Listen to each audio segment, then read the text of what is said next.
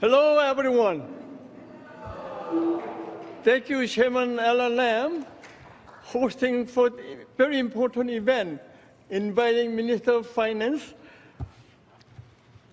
You know, Chairman Alan Lam, your leadership is top-notch, and it's great to see everyone here at the Chinese Cultural Center this morning. What a great day! We have some exciting news for everyone. But first, I'd like to recognize a few special guests. MPP Alice Babakian from Scarborough Aging Court, and MPP BJ Tanikansalam from Scarborough Rouge Park, and MPP David Smith from Scarborough Center. And it's great to see you all here. Each of you are doing a marvelous job helping build Scarborough and Ontario together. And thank you for being here. You know, before I warmly welcome my BF of Minister of Finance, Peter Bethlenfalvy, I have to say a few words. You know, I've been a politician in Scarborough over 30 years as Toronto City Councillor and the LPP for Queen's Park. Now I could see the difference day and night between the previous government and this government. Everybody remembers, each time we have an election, the previous government said, subway, subway, subway. They never delivered. But this government, under the leadership of Premier Ford, we are bringing subway, no subway 401. And we are building new hospital in Scarborough and modernizing all the hospitals in Scarborough and all Ontario. And for the first time in Scarborough, we are building medical school at this University of Toronto Scarborough campus. So the difference. And I said earlier, my BFF, why I'm saying my Minister of Finance, my BFF, every time I ask the Minister more money for seniors and more money for people with disability, he never said no, and I really appreciate that. He's a very caring Minister of Finance. Now, we could give a warm Scarborough welcome to Ontario Minister of Finance, our BFF, Minister Peter Bethlenfalvy, who will bring us some great news. So thank you, Minister. Thank you. That was amazing. Wouldn't you agree, ladies and gentlemen, it's really hard to say no to Raymond Cho. He's an extraordinary Canadian, an extraordinary man, and it's true. We are very good friends, and I respect him tremendously in everything he's done for the people of Scarborough. Hello and good morning, everyone. I'm delighted to be here with you all today. I'd also like to give a shout out to my colleagues in caucus, who Raymond just did, who are in attendance today, Vijay Thanagasalam, Dave Smith, Aris Babikian. Thank you for being here. And thank you, Raymond, again, for being the champion and friend you are. I would also like to acknowledge and take a moment to thank the Chinese Cultural Centre of Greater Toronto for hosting us today here. Alan, thank you. Angela, thank you. And it's great to see that you brought the sunshine for this morning. And of course, the weather is a provincial responsibility, so we'll take some of the credit for the weather as well. You know, you folks are doing incredible work here, you know, at the Chinese Cultural Centre and supporting seniors in our community. The centre has served 15,000 plus hot meals to homebound seniors through their one meal at a time program. Truly an example of the Ontario spirit. You know, thank you to all of those and many of you who have played a role in preparing and delivering these meals. Yesterday, it was my sincere pleasure to introduce the 2023 Ontario budget, Building a Stronger Ontario, the first budget of our government's mandate following last year's summer election. This plan is a responsible, targeted approach to help people, to help businesses, while laying a strong fiscal foundation for future generations. It's a plan to build a strong economy now and for the future. It's a plan to build a strong healthcare system that connects people to the right care. It's a plan to build new long-term care homes, new hospitals, new schools, and childcare spaces. It's a plan to make life more affordable with better services for you and safer streets. It is a plan for us to do all of this at the same time as returning Ontario to a balanced budget. Like the rest of the world, Ontario is facing uncertain times. Many people are feeling extra pressure in our wallets due to the economy that we find ourselves in. And this is especially true for the most vulnerable, such as those on fixed income, like many low-income seniors. In the fall, we announced the doubling of the Guaranteed Annual Income System, also known as GAINS. Yes, thank you. Yeah, Raymond likes it. We announced the doubling of the GAINS payments for eligible low-income seniors starting last January, January 1st. So the payments are going throughout the end of the year, 12 months. And today, I'm pleased to announce that we are continuing to support seniors to help them live comfortably and with dignity. As part of our 2023 budget, we are proposing to expand eligibility of the GAINS program starting in July of 2024 so that 100,000 additional seniors would be eligible for this program.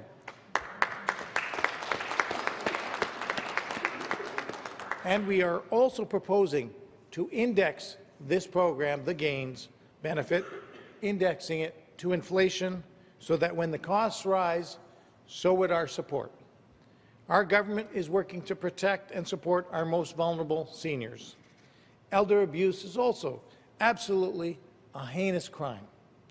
And to help those experiencing that or at risk of experiencing elder abuse, we are expanding the senior safety line.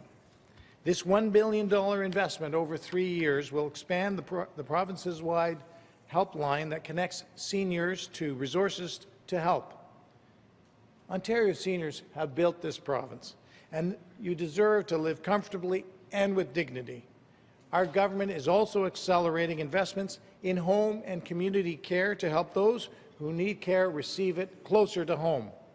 We're investing $174 million over 2 years in addition to home and community care in the community paramedicine program to provide additional care to seniors at home. Now, many of you know this is uncertain economic times, especially for seniors, for families, and businesses in Ontario. But our plan, our Build a Strong Ontario plan, is the right one to navigate us through these challenges.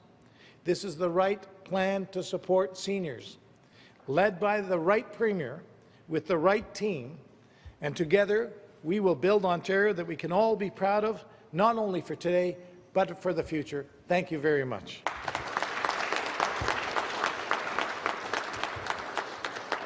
And with that, I'd be happy to take some questions. Okay, thank you. We're going to go to the floor. One question and one follow-up, please. Thank you. Hi, Minister. Good morning. I was hoping to hear a few more details from you about the urban mobility vehicle pilot project talked about in the budget. What would your government be hoping to accomplish with that, and why is it something you're looking at exploring?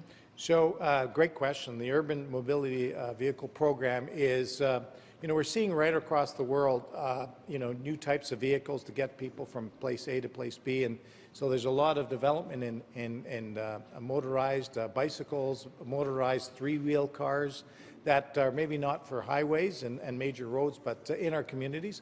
So what we announced is that we're going to work with municipalities and work with our partners to to develop a framework to see if that makes a sense, that there's demand, that we can put in the safety and the regulations that would make sense in our communities. Lots of municipalities have asked us for this. Peterborough, for example, is one that's asked us for this.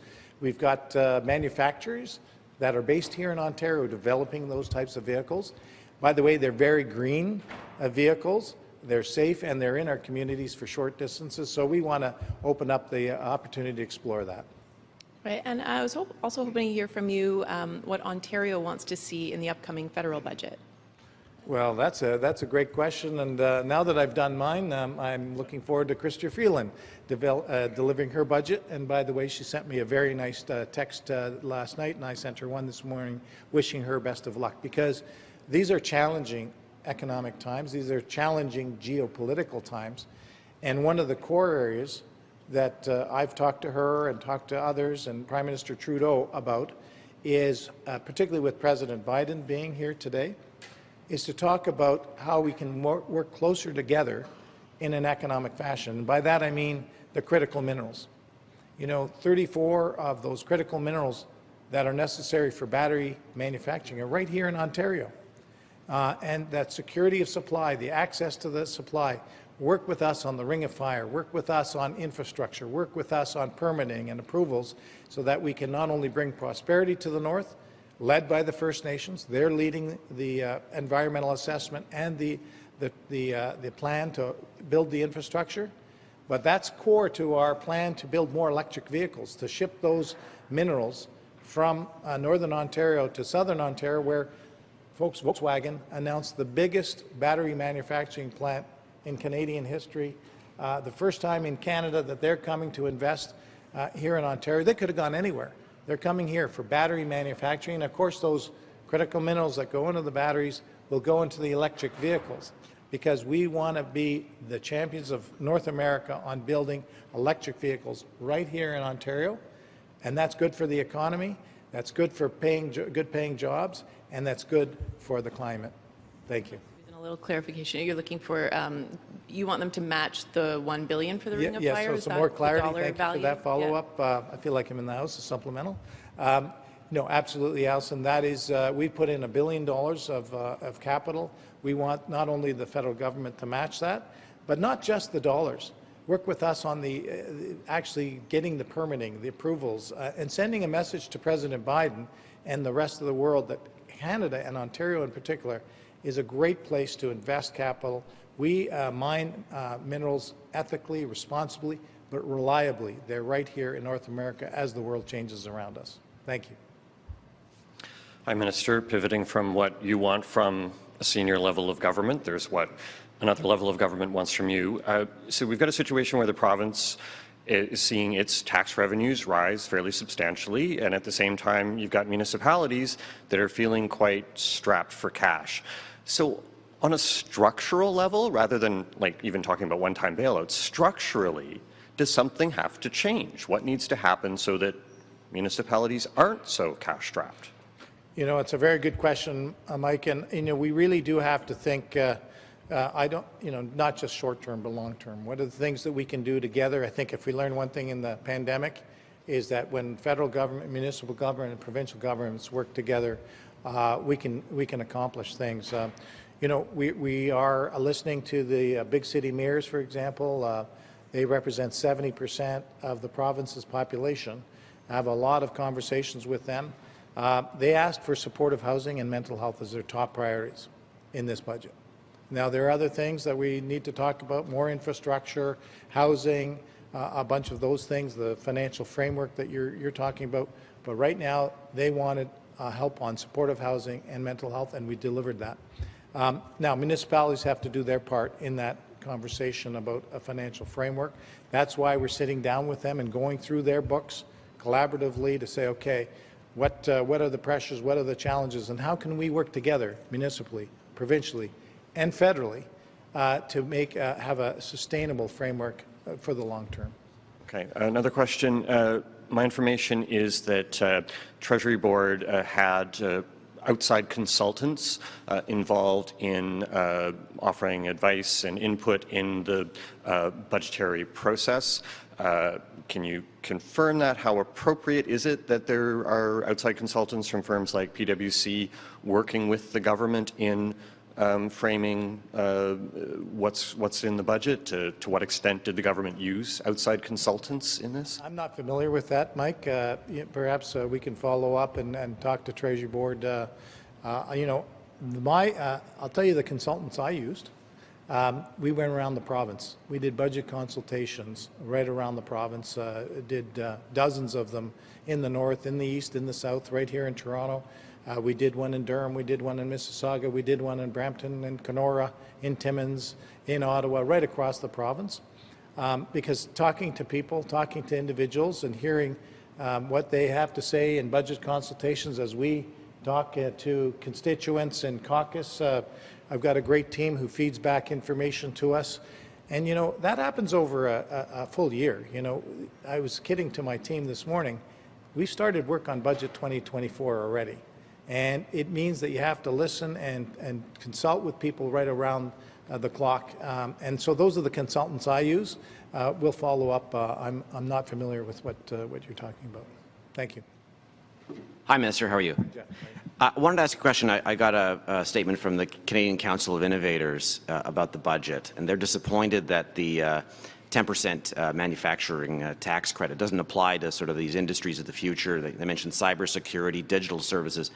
Are you picking winners and losers here? Shouldn't this apply to all these industries, including the ones that are going to be the job creators of the future?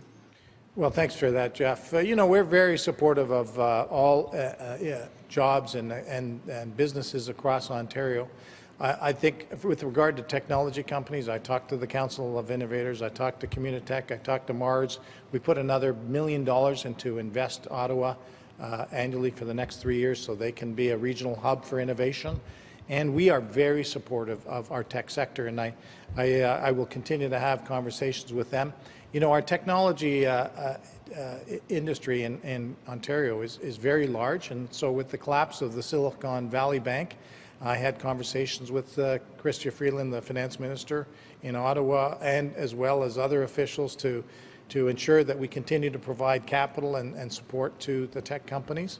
But I'll tell you this, the electric vehicle investments that we're making require a lot of technology, and the Manufacturing Ontario-Made Investment Tax Credit will help the supply chain support those big companies that come here. So they'll be great for communities, they'll be great for the economy, and they'll be great for good jobs and bigger paychecks, and they'll be great for the technology sector.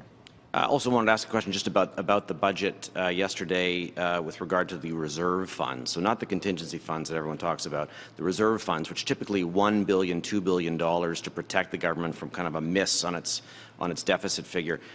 You're going to have $4 billion in that fund in a couple of years. Why is it so much? Why is that so big in 2 years? You know, traditionally it's much lower. Why are you doing that? Well, you know, serious times like we're in require serious budgets, and I think we're in very uncertain times. I mentioned it in my budget speech yesterday. We have stormy seas out there, and it's my job as finance minister to be prudent. And it's my job, I wouldn't be doing my job as finance minister if I didn't have prudence in the form of reserves and contingency funds built into the budget. I haven't seen this level of volatility in markets, in geopolitical, in economic terms in decades. You know, we have Russia invading Ukraine. We have interest rates and inflation that we haven't seen in 4 decades. We have you know, President Biden up here after announcing a $360 billion Inflation Reduction Act protectionism mechanism for the United States. So my job is to make sure that whatever comes around the corner, that we have enough reserves, that we have enough prudence built into that budget, that we can navigate any environment, whether it's slower growth, faster growth, and whatever might come. So it's a measure of prudence, I think, Jeff, in these very uncertain and volatile times. One of the audits of communities who've asked to be made whole under Bill 23 lost charges, they're one of those going to start in earnest, and when do you expect to have an answer for them about whether they, you know, whether the government agrees that they need to be made whole? I think, thank you for that question. You know what, we're rolling up our sleeves, and that process is working in terms of identifying the process. Steve Clark, our municipal affairs and housing minister, is leading that charge. I think, you know, I can't give you specific timelines, but I can tell you there's a sense of urgency in the provincial government. I'm sure there's a sense of urgency with the municipal government, because we need to build those 1.5 million homes. You know, people are coming to this great province. You know, last year, 440,000 growth in population. We're hitting 15.36 million population. I mean, it's growing leaps and bounds. We've got to have a sense of urgency about building those 1.5 million homes. But we have to also have an urgency to build that Scarborough subway that you talked about, Raymond. You know, Diggy Stardust is right underneath our feet, not far away, drilling the hole for that subway to come to Scarborough. The hospital that you mentioned, Raymond, you know, we got to have a sense of urgency of building that health care. And I'll just say we have a sense of urgency to make sure that we have the workers, skilled trades, the construction people to build it, the healthcare workers, the education workers, because as our population grows, we have to make sure that we're prepared for the environment as we grow our economy and our infrastructure. Is it fair to say that they will be done before the cities go into their next budget cycle? I can't give a timeline. That's something you'll have to ask the minister. But I can tell you, Siobhan, that there is a sense of urgency right around the table, and we, as well, with the federal government. You know, this is all hands on deck to deal with the crisis in housing in Ontario. Thank you. And this next question will be the last question. Hi, Minister. My question is go to the Ontario Guaranteed Annual Income System Payment for Seniors. Question 1 is who is qualified for this program? Question 2 is how to apply for this program. I mean, so ask seniors to apply online, or is automatically to send a payment to the seniors? Last question is to how many seniors in Ontario get benefit from this program? Yeah, those are three great questions. On the first question, how do you qualify? It's income tested, so it's based on your private source income, and there's qualification levels. Number two, you know, how do you apply? There's a lot of information on the website as you can then apply for these types of credits. You can also talk to the MPPs, all constituents, to help navigate, because it sometimes can be tricky to navigate government. I'll give you that. And thirdly, in terms of, I think you asked how many people can qualify.